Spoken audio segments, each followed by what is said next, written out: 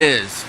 You know people have died from using drugs, even one time. You know they have. You've read about it. You've seen all the examples in the news media and even in your own realm or sphere of your environment. You know, possibly you knew somebody that overdosed at school. Possibly, you know, in some part of your life, you ran into something like this. So don't let somebody fool you into saying, you know, oh, that's not going to hurt you. And you know what? You know what I think? The people that say that marijuana is a safe drug, you know, like I think that's the most dangerous drug there is. I actually do. I think that's the most dangerous drug there is, marijuana. You know why I think that? Because everyone talks so highly of it. Everyone thinks that it's safe. It's safer to smoke marijuana than it is to drink beer. That's what they say. That's why I know I'm being deceived. That's why I know it's not true, because marijuana, in my own experience, was a gateway to other drugs. Once I started smoking cigarettes, then I started smoking marijuana. Once I got into the marijuana, along came the cocaine, the LSD, and even higher drugs, more expensive drugs, and more dangerous drugs. But I think marijuana is the most dangerous because it's the most deceptive. Oh, you know, it grows in the woods, you know, so it should be, you know, we should be able to eat that stuff in our brownies, you know. I mean, it's growing out here. God didn't put it here for no reason, you know. That's what I hear people say, you know. They always come up with an excuse. Well, you know what? There's also things that are out in the woods. There's mushrooms that are out in the woods that if you eat them one time, they will kill you. So were they made for you to eat? Everything was made for us to partake of? You better get educated, because you eat the wrong mushroom, you're done. You might have a bad trip, or you might have a trip to the morgue. One of the two. You eat the wrong mushroom. Okay? So all these people that have an opinion, opinions are like eyeballs, right? Everybody's got at least one or two. Okay? But I'm not interested in opinions. Are you interested in opinions? I'm not interested in people's opinions. We're told and educated to get all the facts, not the opinions. Get all the facts. Make sure those facts are correct. Remember, correct facts. Not just facts, because there's false facts and there's true facts. So make sure they're true facts before you decide. Okay? Remember, you are a judge. You're judging, you're weighing decisions. You're making a decision. And if you make a decision on some guy coming along and telling you, oh, no, that won't hurt you. I've been doing this for, look at me. I've been doing it for, 20 years. I'm okay. No, he's not okay. He might think he's okay, and he might even look okay. But you know what? You got a microscope? Check him out if you can. Have him do a DNA sample for you so you can look at his DNA and see on a molecular level underneath the skin what's going on. Because I guarantee you there's a disease. There's death lurking there, okay? These people with opinions, man. Okay? Reminds me of the Supreme Court. They have an opinion that a woman has the right to have an abortion. That's an opinion. That's not a fact. That's not a true fact. A true fact is when you take a baby, a live baby, and you have to abort or end the life of that baby, you are murdering that baby. Okay, now I know the Supreme Court wouldn't uphold murder. Like if, they wouldn't say it's okay for me to murder someone if I get angry. They wouldn't uphold a law like that. They would come against that. They would say, no way. The law says do not murder. But the fact is, if you take a life, you're murdering. You're taking that life you have no right to take. Okay? And what about the rights of the baby? Doesn't the baby have rights? Should. Don't you think a baby should have a right to decide whether it wants to be born or not? And remember, it can't speak for itself. So somebody has to speak up for it. Okay? And that's what we should be willing to do, is speak for those that can't speak for themselves. Okay? And it's always troubled me that the very people that think abortion should be legal, they're glad they didn't get aborted. You know, they're glad that their parents didn't choose to abort them. You know, they're glad they're breathing air and eating food and enjoying life, right? At least I think they are. They might be miserable people. I don't know. So anyway, education. So look on page 160. We're still talking about education. It says, people have died from using drugs. It says, take your education seriously. Prove and test all things for yourself, because knowledge is power. No, knowledge isn't power to destroy. You know, today's the anniversary of the Nagasaki bombing, you know, August 9th, 1945, where I think a little boy was the one that was dropped on Hiroshima, and Fat Man was the one dropped on Nagasaki 3 days later. After that, I think the Japanese emperor surrendered and World War II ended. Okay? Now, a lot of people will say, well, knowledge is power. You know, we were able to split atoms and we were able to stop the Japanese, and man, look how many lives we saved, you know, and we only had to kill 200,000 of them in one blast or two blasts or whatever we did. That's not the kind of power that the peaceful solution is promoting here, okay? That's not power at all. That's power to destroy. That's not power, that's stupidity. That's hatred. That's murder. That's not moral. There's nothing moral about creating bombs that can blow up cities. Okay? And the minds of the people that did that were never trained in moral character. That's why they sat there. And, you know, to some of the scientists' credit, not all the scientists wanted them to take the science that they were using in the atoms, the field of researching atoms, to use in the war effort. A lot of them were appalled that the military got a hold of it and started using it to destroy. They weren't really seeking to use it to destroy, but once it gets in the wrong hands, you know, like it did with the military, you know, they're going to use it to kill their enemies, so-called enemies, that they created, by the way, by not practicing the Peaceful Solution Character Education program with their neighbors. Had they been practicing the peaceful solution and not stealing, not teasing and bullying, not taking advantage of others, but treating everyone with care and concern, you know what? War never would have started. We never would have had one war if people would have just promoted the Peaceful Solution Character Education program amongst one another. This fallacy that, oh, well, we had to go to war because, you know, all else failed, you know. We had to go to war because, you know, there was a breakdown in communication and there was no other choice. Baloney. That's like saying, that's like two people that want to get a divorce. Irreconcilable differences. No, the difference is the man or the woman saw somebody else they want, so now they've already got it in their mind, I'm going to want that other guy or that other girl, and I've got it in my mind, I'm never going to be able to get along with him anymore because I want something else now. It's not irreconcilable. There's not one problem that cannot be solved, folks. There's not one problem that doesn't have a solution, okay? But both parties have to be willing to practice the Peaceful Solution Character Education program. Otherwise, if even one doesn't want to do it, remember, the only way the peaceful solution does not work is if you don't use it. That's the only way it won't work.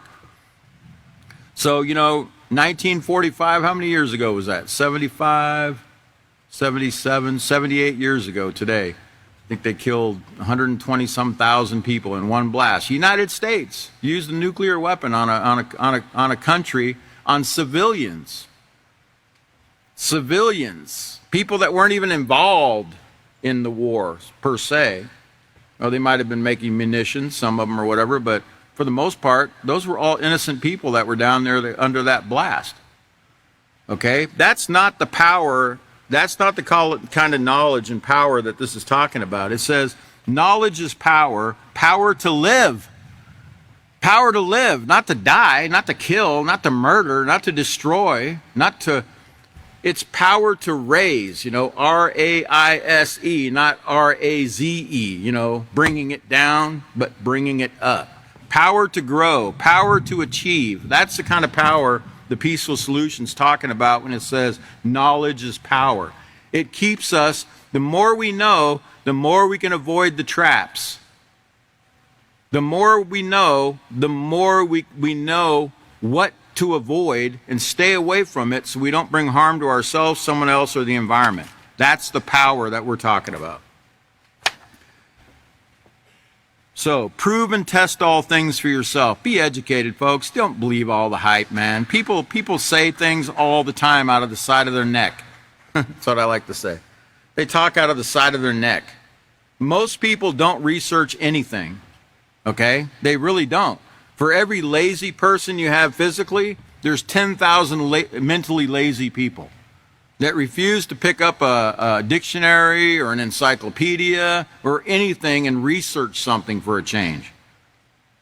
Okay? What they do is, well, I saw it on, Gunsmoke, or I saw it on, that's an old show. I don't know if you guys even remember that, but I saw it on, I saw it on TV, or I saw it at the movies, or I saw it on YouTube. Man, there's all kinds of YouTube videos about it. It must be true because YouTube put it up.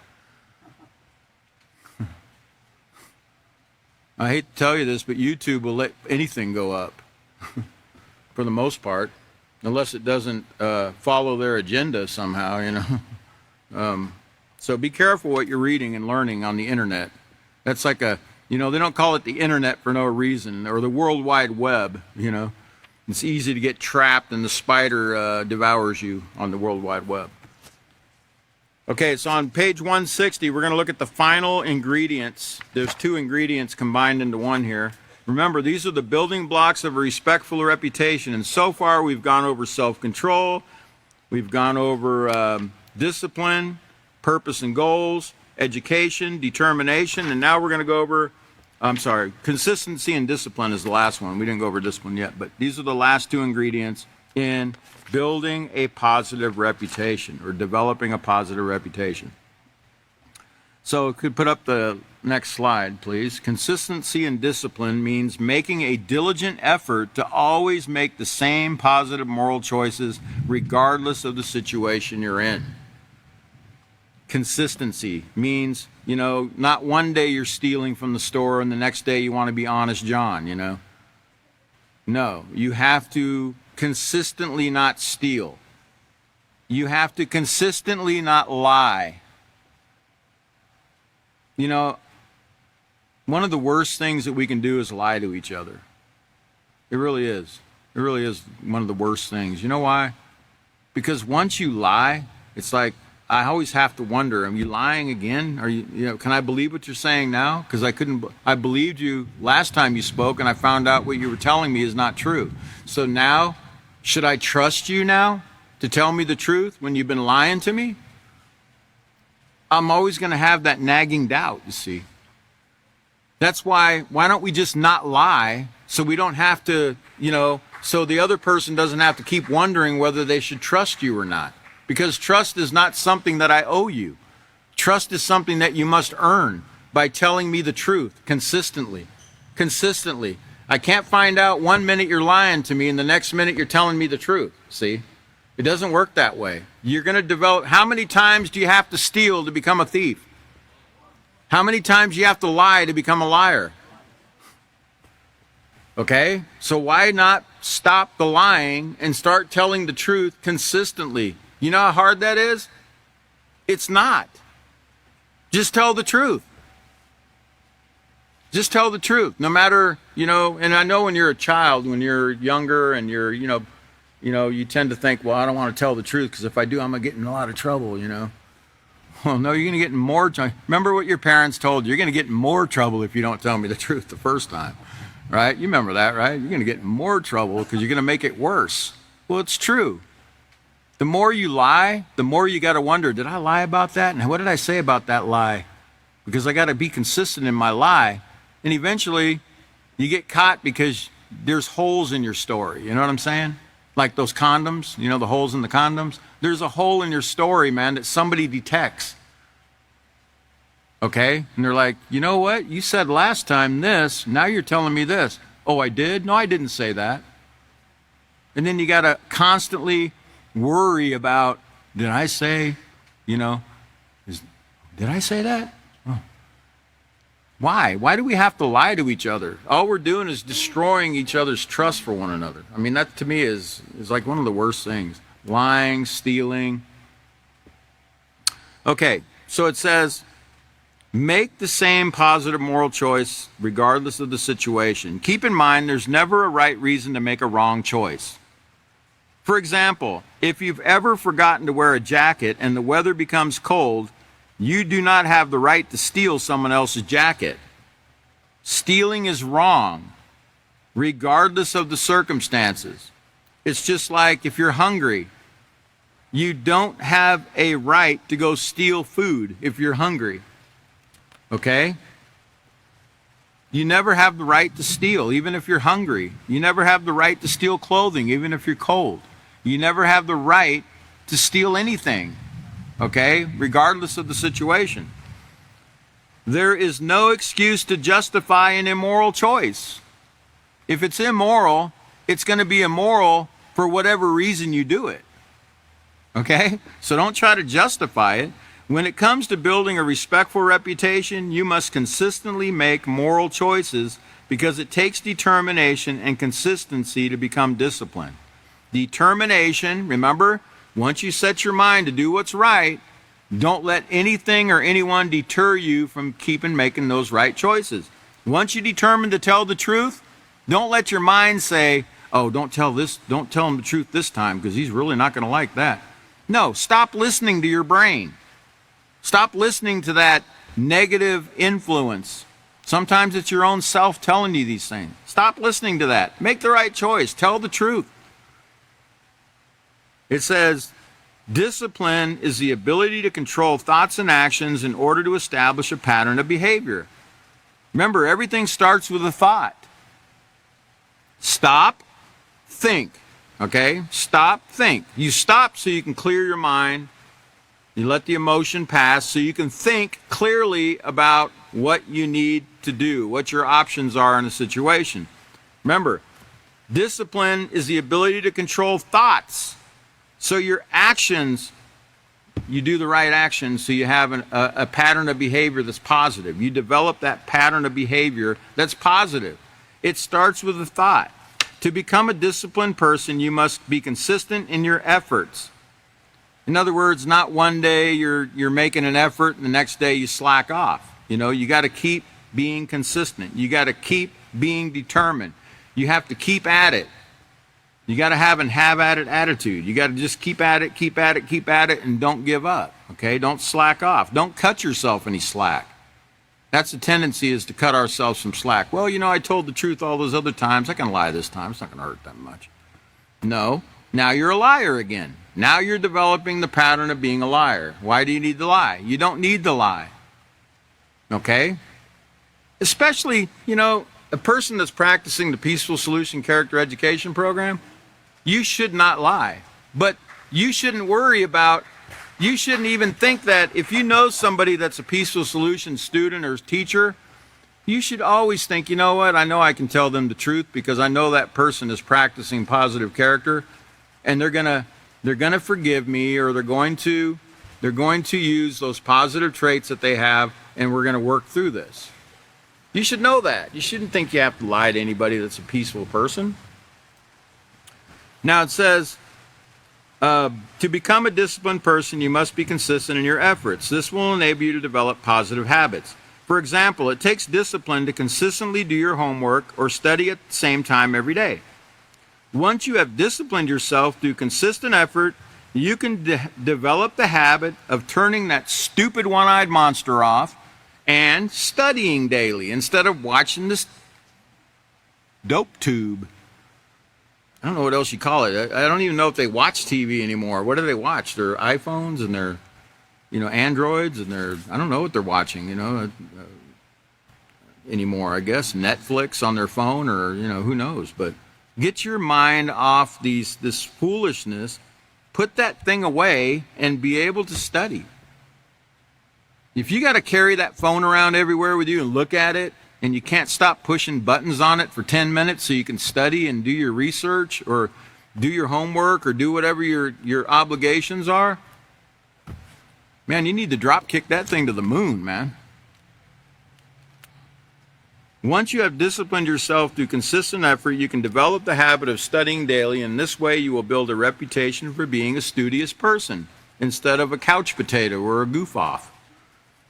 Now, finally, it says when you incorporate these 6 traits into your character, you can successfully begin to build a respectful reputation. Remember, you're just beginning. It has to begin with you. Learn to evaluate the circumstances that you're in. Be willing to take the time to consider your options by asking yourself what the outcome of your choices could be. Then, make a positive decision that will demonstrate respect for yourself and others, okay? And that's what the goal is, to become a respectful human being to other people and yourself. Remember, it starts with us. We have to respect ourselves before we can even begin to respect somebody else. So let's continue practicing positive character. The next teacher should be Catan. He'll be picking up on page 161, Reputation as Character. He'll probably go back over some of this stuff to refresh our memory. The next class will be on 8/13/2023 at 5:30 p.m. Central Time. Thanks for joining us, and we hope to see you next class. Thank you, everyone.